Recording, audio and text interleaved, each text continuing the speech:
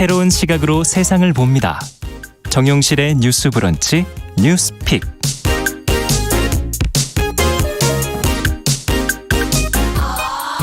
네, 첫 코너 뉴스픽으로 시작하겠습니다. 월요일과 수요일 이 두 분이 함께하고 계시죠? 전혜연 우석대 개공 교수님 안녕하십니까? 안녕하세요. 전혜연입니다. 네, 조으론 변호사님 안녕하십니까? 네, 안녕하세요. 조으론입니다. 자, 어제였죠. 국민의당 안철수 대선 후보가 국민의힘 윤석열 후보에게 단일화를 제안을 했습니다.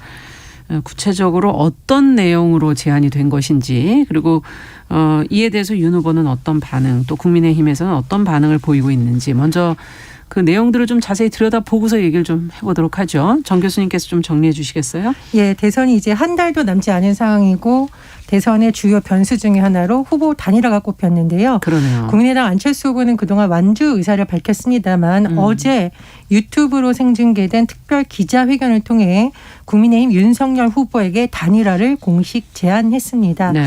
명분으로 내세운 것은 더 좋은 정권 교체, 국민 통합을 위한 단일화였고요.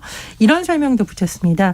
요즘 식물 대통령이라는 표현이 나옵니다. 이 표현은 뭐냐면 만약에 야권에서 어떤 후보가 당선이 되더라도 지금 여당이 워낙 의석수가 많기 때문에 여러 가지 국정운영이라든가 특히 법안이라든가 예산 이런 문제에서 굉장히 어려울 수 있다는 표현이 나왔었는데 네. 안철수 후보도 어제 언급한 내용이 거대 여당이 있기 때문에 야권 후보가 대통령이 돼도 식물 대통령이 될 수 있으니까 후보 단일화를 통해서 압도적 승리를 해야 되는 것 아니냐는 식으로 설명을 했습니다. 네. 근데 사실 가장 큰 관심사 중에 하나가 단일화 방식인데요. 그렇죠. 안철수 후보는 여론조사를 통한 단일화를 제안을 했어요. 조금 설명을 드리자면 윤석열 후보는 실내만 있으면 한 10분 정도 커피 마시면서도 할 수 있다라는 발언을 한 적이 있거든요. 그렇죠. 그거는 후보들끼리 만나서 대화를 해서 그냥 결정을 하자는 거지. 단판을 짓겠다. 그렇죠. 이른바 단판이었죠. 예. 그런데 안철수 후보는 아주 구체적인 방식으로 여론조사를 제안했는데 지난해 서울시장 보궐선거 후보 단일화 때 당시 안철수 후보와 오세훈 후보가 했던 방식을 그대로 적용하면 된다는 겁니다. 그 방식이 뭐냐면요.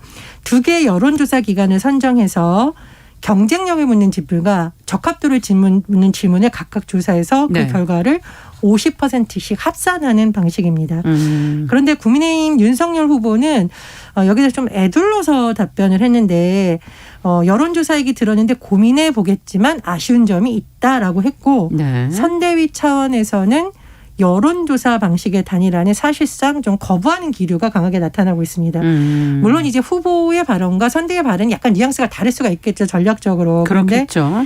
어쨌든 선대위에서 주장하는 내용을 요약해 보면 여론조사를 할 경우에 지난번 서울시장 보궐선거 때 어떤 방식이었냐면은 지지하는 정당을 물은 다음에 말하자면 여당 지지층은 빼고 하는 그런 방식을 도입하지 않았어요. 이른바 역선택 방지 조항을 넣지 않았습니다. 그렇죠. 예, 이번에도 넣지 않는다라는 것이 그럼 안철수 후보의 제안이잖아요. 근데 국민의힘은 그렇게 되면 역선택 가능성에 있어서 오히려 야권의 분열책이 될 수 있다라는 우려의 목소리를 내는 것으로 전해지고 있습니다.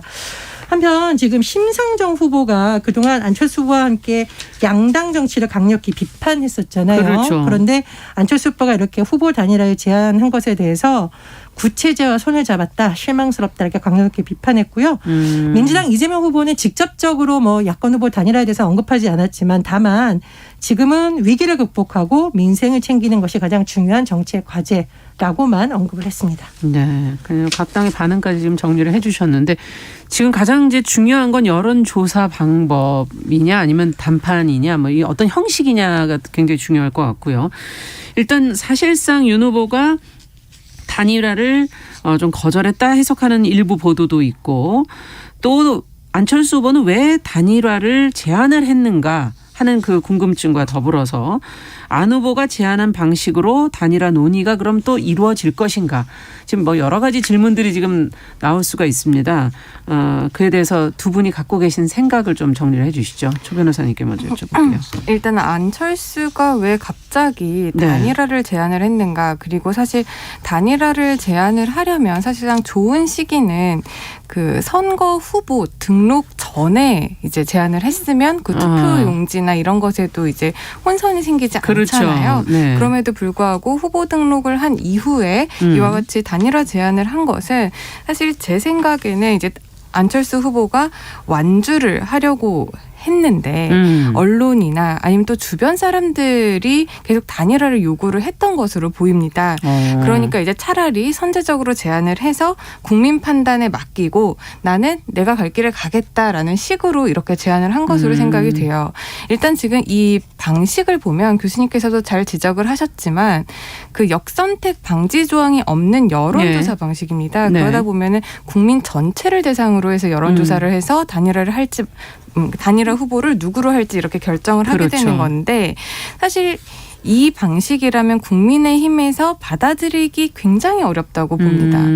왜냐하면 지금 국민의힘에서는 사실상 단일화가 있지 않아도 어느 정도 안정적으로 지금 그 지지율이 나오고 있는 상황인데 그 이재명 후보와의 격차가 지금 크지는 않지만 그래도 어느 정도 우세로 가고 있는 여론조사들이 많은데 네. 이 상황에서 단일화라는 큰 변수를 통해서 굳이 위험을 부담을 할 필요가 없다라는 것이죠. 그리고 그것이 아까 말씀하신 대로 후보들 간의 어떤 담판을 통해서 그 윤석열 후보가 단일화 후보로 선정되는 것이 아니라 네. 그럴 가능성이 50% 정도밖에 되지 않는 여론조사 방식을 통하게 되면 아무래도 안철수 후보가 단일화 후보가 될 가능성도 아예 배제할 수는 없기 때문에 그렇죠. 그런 방식으로는 지금 국민의힘에서 받아들이지 않을 것이고 이런 것을 감안을 해서 안철수 후보가 단일화를 제안을 했을 때 네. 국민의힘에서 이것을 받아들이지 않는다면 이제 단일화 논의는 사실상 대선이 끝날 때까지 더 이상 말이 나올 수 없게 되는 것과 마찬가지입니다. 그러니까 안철수 후보 입장에서는 단일화에 대한 여론이 계속 언론이나 이런 데서 나오니까 할 수 없이 자기가 완주의 의사를 갖고 있다고 하더라도 먼저 선제적으로 대응을 해서 상대방이 받아들이지 않았기 때문에 단일화를 하지 못한다. 만약에 국민의힘이 이번 대선에서 실패를 한다면 그 부분에 대해서 단일화라는 요소가 대선 실패 요인으로 작용을 한다면 그 내 탓은 부분에 아니다. 대해서는 자신의 책임은 없다라는 것을 먼저 깔고 완주의 가려는 의사가 더 있다. 것이 아닐까 그렇게 보시는군요. 생각을 하고요. 네. 그 윤 후보가 사실상 단일화를 거절했다고 해석하는 보도들에 대해서는 사실 크게 본다면 단일화를 윤 후보 입장에서는 원한다고 볼 수도 있을 것 같아요. 왜냐하면 이재명 후보와의 지금 지지율 격차가 그렇게 크지 않잖아요. 예. 그렇기 때문에 야권들이 이제 협력해서 단일화를 해서 크게 이제 대선에서 승리를 하면 좋겠는데 사실상 아까도 말씀드렸지만 안철수 후보가 제안한 방식으로는 그런 리스크를 지고 갈 그럴 지금 상황이 안 된다는 거죠. 그렇기 때문에 안철수 후보가 제안한 방식의 단일화는 거절을 했다라고 보는 게 맞는 해석일 것 같습니다. 단일화 자체보다는 방식에 대해서는 거절을 한 것이다. 이렇게 해석하신다는 거죠. 자, 그렇다면 전 교수님께서는 어떻게 보십니까? 저 좀 비슷하게 생각하는데요. 예. 안철수 고사 작전에 대한 반격이라고 생각을 합니다. 이 안철수 후보의 그 단일화 선언 이후에 이태규 본부장이 오늘 아침에 언론 인터뷰를 한 거 보니까 예. 안철수 후보가 토론회를 하는 내내 30분 동안 단일화에 대한 질문만 받은 적도 있다고 해요. 본인들이 아무리 완주 의사를 강조해도 계속 이렇게 되니까 빨리 결론을 내는 게 좋겠다라는 판단을 하고 있다라는 식의 취지가 나와서 저도 아마 그런 쪽에 더 초점이 있지 않냐 이렇게 생각이 들고요. 네. 두 번째로 역선택 방지 조항에 대해서 국민의힘의 명분이 조금 약하다고 저는 생각이 드는 게 네. 서울시장 선거 때는 이렇게 하고 대선 때는 우리한테 유리한 쪽으로 바꾸자는 것을 과연 국민의당에서 받아들일 수 있을까. 그 부분도 좀 문제고 안철수 후보가 이 방식을 변경할 가능성이 거의 없다는 식으로 어제 발언했습니다. 예. 그래서 물론 뭐 정치가 생물이니까 봐야겠지만 그렇죠. 그렇다고 생각을 하고요. 네. 세 번째로 시점인데 안철수 후보가 단일화에 대해서 말하면서 국민들 앞에 어떤 비전이나 이런 걸 같이 보이고 하자라고 했잖아요. 예. 이것이 되려면 시간적으로 빨리 실무 협상에 착수해서 일단 단일화를 한다는 것이 큰 결정이 나고 일정이 조율이 돼야 되는데 지금 대선까지 사실 너무 일정이 시간이 다투죠. 네, 그렇습니다. 그리고 만약에 진정 뜻이 있었다면 좀 더 일찍 하지 않았을까? 일찍 하지 않았을까 생각이 들고요. 투표용지가 28일 인쇄에 들어갑니다. 28일 인쇄. 예, 그러면 물론 그러면 네. 뭐 이제 이 후보 단일화 소식이 진해지면 그렇죠. 후보들이 뭐 또는 유권자들이 그런 걸 전략적으로 판단할 수 있겠지만 좀 문제가 하나 생기는 거고 그 이후에 넘겨서 3월 4일, 5일 사전 투표까지도 기간이 있긴 하지만 사실 국민들이 그런 방식에 대해서 얼마나 호응을 해줄지는 좀 의문이에요. 그래서 여전히 가능성은 남아있지만 안철수 후보의 의도를 저는 오히려 완주 의사를 밝히기 위해서 선제적으로 공을 저쪽으로 넘긴 것이 아닐까 그런 생각이 듭니다. 두 분이 비슷한 네, 생각을 하시는 교수님의 거군요. 의견 조금 네. 더 추가적으로 말씀을 드리면 그 안철수 후보가 이제 차기 정부의 국정 비전과 혁신 과제를 국민 앞에 공동으로 발표를 하고 이행을 약속하자라고 했는데 네. 사실상 이게 이루어지려면 교수님께서 말씀하신 실무진들의 단일화 여부에 대한 결정뿐만 아니라 정책들을 서로 비교를 해서 정책들이 이제 정리가 어느 돼야 정도 되죠. 통합이 되고 네. 두 당이 이제 동의를 할 수 있는 정책들이 세워져야 그 부분에 대한 국정 비전이라든지 혁신 과제를 발표를 할 수 있고 이행을 약속을 할 수가 있는데 네. 그 부분을 하기가 지금 시간적으로 매우 이제 불가능하다. 불가능한 입장인 것 같고요.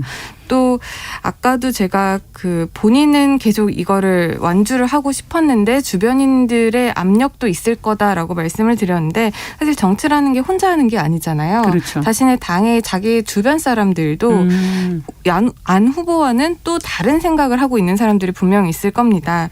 지금 뭐 지방선거에서 공천 그런 지분이라든지 또 보궐선거에 있어서 어떤 그렇죠. 만약에 단일화가 되면 그 재조정 문제라든지 그런 부분에 대한 논의들도 있을 거기 때문에 이번에 안철수 후보가 단일화를 제안을 한 것이 자신의 의지와는 좀 다르게 언론이라든지 자신의 주변 사람들의 압력을 받아서 먼저 떨고 가겠다라는 입장으로 생각이 되기도 합니다. 네, 압박이 있었을 것이다라는 예상이시군요. 그리고 네. 저는 한 말씀만 예. 더 드리면 단일화를 하든 안 하든 이 과정 자체가 민주주의의 성숙도를 보여주는 한 과정이잖아요.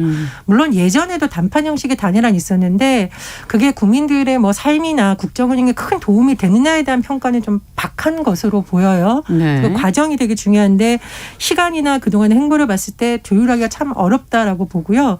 이태규 본부장도 쓴 것이 단일화 피로감이란 말을 썼어요. 사실 단일화는 피로감. 시너지 효과를 얻기 위한 것이지 양측이 방법 두고 줄다리기 하는 것 자체가 이제 유권자들이 필요할 수 있는 시점이 됐거든요. 그래서 말씀해 주신 가치, 정책 이런 부분에서의 협력이 좀 됐더라면 어땠을까라는 생각이 듭니다. 네. 그리고 이제 저 같은 경우에는 국민의힘에서도 지금 단일화를 거의 생각하고 있지 않는다라는 식으로 생각이 되어지는 게 일단 국민의힘에서 바라보는 단일화는 안철수 후보의 양보 방식의 단일화지 이게 뭔가 협의를 하고 여론조사 방식의 단일화는 지금 원치 않고 있는 것으로 보여요. 예. 물론 윤 후보 같은 경우에는 그 의견에 대해서 굉장히 긍정적으로 평가를 하지만 뭔가 아쉬운 점이 있다라는 식으로 우회적으로 말을 했지만 그 주변 사람들 뭐 이준석 당대표라든지 그렇죠. 그런 사람들이 지금 SNS라든지 부정적으로 언론에 나오고 있죠.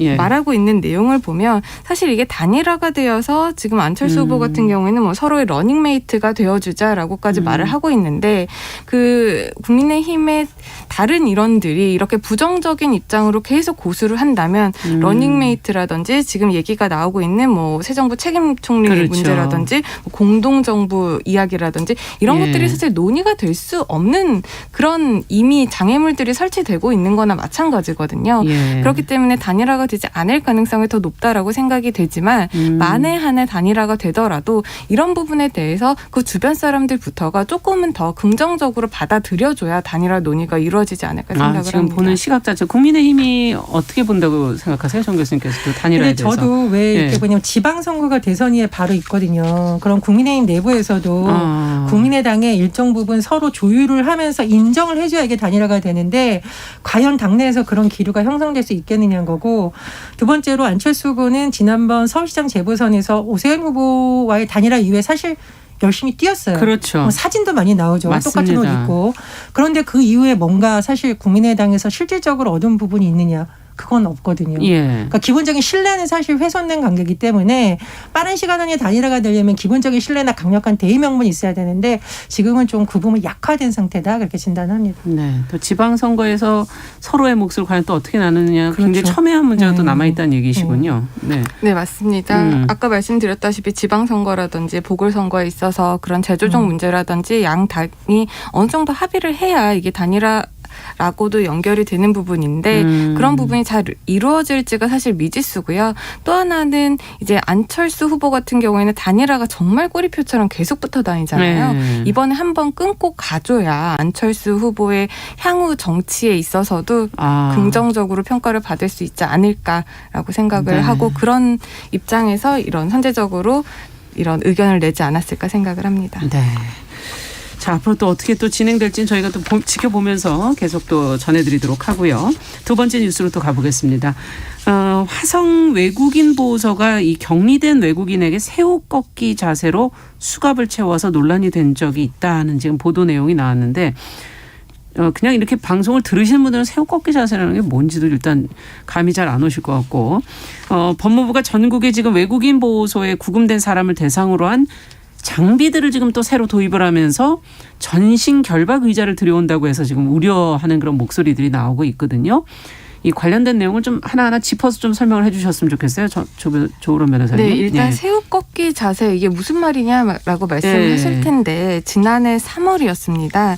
체류기간 연장을 놓쳐서 경기도 화성 외국인 보호소에 구금됐던 A씨가 구금 이후에 첫 4개월에 3분의 1 이상을 징벌적 독방에서 혼자 지내고 불법 장비들로 몸을 속박하는 가혹행위를 당한 사실이 드러났습니다.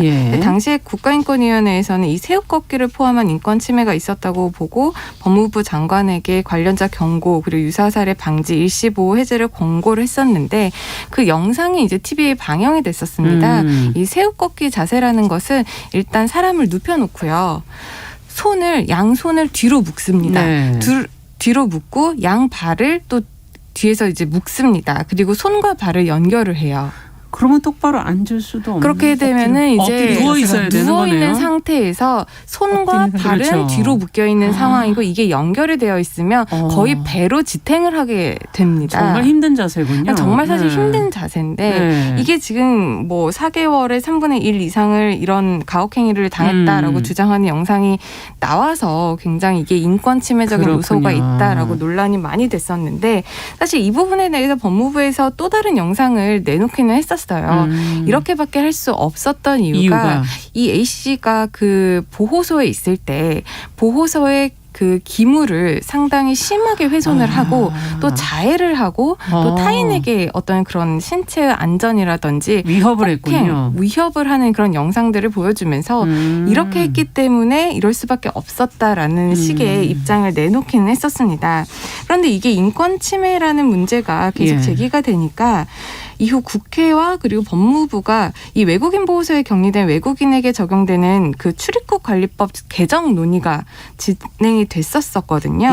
이에 대해서 이제 이번에 법무부가 이 보호 장비와 보호 장비 사용에 있어서의 그 외국인 보호 규칙을 개정을 해서 보호 장비 남용을 방지를 하고 또 그런 절차라든지 기간 관련 규정도 이번에 개정을 하기로 한 것입니다. 그래서 법무부가 이번에 개정을 통해서 한 것이 기존에는 이 보호 장비가 뭐 수갑, 포승, 머리 보호 장비 이 세 가지만 법에 나와 있었어요. 그런데 이 세 가지에 추가를 해서 수갑도 이제 3종으로 좀 구체적으로 상세하게 좀 그 종류를 세우고요. 포승도 뭐 벨트형, 조끼형, 그리고 머리 보호 장치, 그리고 발목 보호 장치, 뭐 보호대, 보호의자, 보호복, 보호침대 이렇게 13가지를 추가를 했다라는 내용입니다. 그런데 여기서는 이제 두 가지 문제가 있을 수가 있어요. 일단 이 내용적인 면과 형식적인 면인데요. 이 외국인 보호 규칙 그리고 출입국 관리법 이 두 가지 조항에 의해서 외국인들을 이렇게 신체를 좀 보호 장비를 사용해서 결박을 할 수가 있게 되는 건데 이게 내용을 보면 이 여기에 지금 사용되는 그 수갑이라든지 포승이라든지 이 머리 보호 장비가 사실 우리나라 내국인에게는 유죄 판결을 받고 교도소에 수용된 그 수용자들에게 사용되는 장비입니다.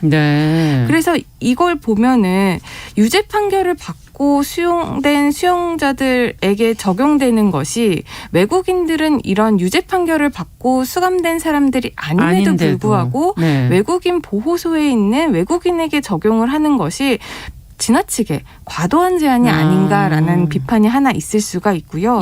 또 형식에 있어서도 외국인의 기본권을 지금 법에서 상세히 이런 경우에 제한할 수 있다 이게 아니라 법에서는 굉장히 모호하게 규정을 해두고 뭐 수갑을 사용할 수 있다, 뭐 포승을 사용할 수 있다라고 해놓고 구체적인 사용 방법이나 사용 요건에 대해서는 그 시행 규칙 법무부령으로 이제 이것을 규정을 해놓은 겁니다. 그러다 보니까 이 정확한 절차라든지 그런 과정이라든지 요건이라는 게 그 법무부 장관의 결재만으로 이루어져서 개정이 가능하기 때문에 과연 사람의 기본권을 국민이 아니더라도 외국인의 기본권을 법이 아닌 이렇게 규칙으로 쉽게 제한을 하는 것이 말이 되느냐 이 부분에 대한 비판이 있습니다. 네, 그렇군요. 뭐 그 장비 자체도 조금 이제 들여다볼 부분도 있겠지만 지금 어쨌든 좀 쉽게 시행령으로 돼 있어서 쉽게 다룰 수 있는 부분 이런 부분도 좀 문제인 것 같고 정 교수님께서는 어떻게 보십니까? 그러니까 저는 그냥 쉽게 말해서 이런 생각이 들었어요. 만약에 우리나라 국민이 해외에 가서 외국인 보호소 비슷한 시설에 격리되어 있는데 네. 그쪽 나라의 범죄자들한테 유죄 판결을 받은 교도소에서 하는 방식을 외국인이라는 이유로 적용받았다. 우리가 용납할 수 있을까요? 그래서 저는 법무부에서 가장 충분히 비판이 있는 부분을 너무 생각하지 못했다라고 생각이 들고 두 번째로 변호사님께서 너무 잘 지적을 해주셨는데 헌법에 따라서도 헌법 37조 2항에 따라서 이런 기본권 침해 논란이 있을 때는 법률로 써야 됩니다. 네. 근데 법률이라는 것이 사실 굉장히 오랜 시간이 걸려요. 그렇죠. 전문가 의견 검토도 들어가고 전문위원 의견도 들어가고 여야 간에 또 협의돼야 되고 그렇게 하는 것은 그만큼 기본권을 제한하는 것은 신중하라는 의미인데 그렇죠. 그냥 규칙 개정을 해서 하겠다라는 내용치고는 이 내용이 너무 심각한 수준이라는 거거든요. 네. 규칙 개정으로 할 수 있는 내용이 저는 아니라고 봅니다. 그래서 좀 신중해야 된다라고 보고요. 세 번째로 최근에 법무부에서 젠더 인권 데스크 처음으로 시행한다고 해서 저희가 굉장히 호평을 방송을 해드렸지 했었는데 않습니까? 예. 이 내용하고 너무 대치돼서 저는 좀 당황스러웠어요. 네. 어떤 언론에서 법무부의 인권 감수성이 내국인용만인가라는 비판을 했는데 그런 비판을 법무부에서 좀 종합적으로 들어봤으면 합니다. 네. 저도 교수님의 의견에 정말 적극 동감을 하는 게 사실 헌법재판소라든지 우리나라 법원에서 어떤 인간의 기본권을 제한을 할 때 교수님께서도 헌법 37조 2항을 말씀을 해주셨지만 네. 인간의 권리와 자유는 법률로서만 제한할 수 있다라고 헌법에 명시가 되어 있습니다.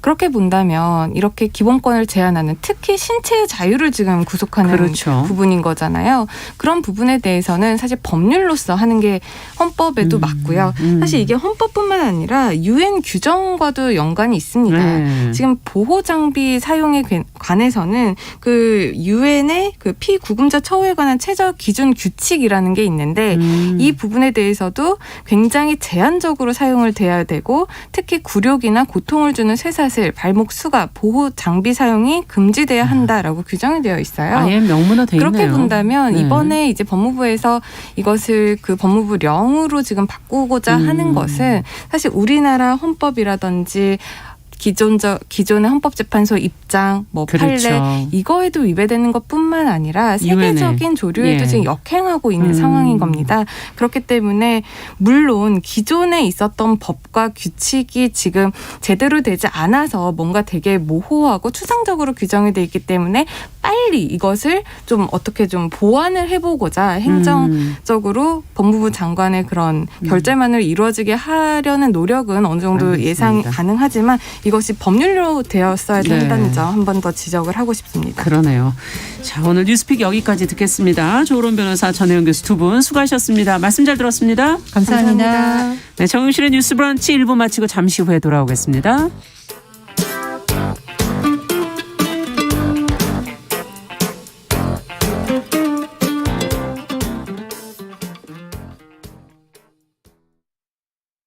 지금 시각은 11시 30분입니다. KBS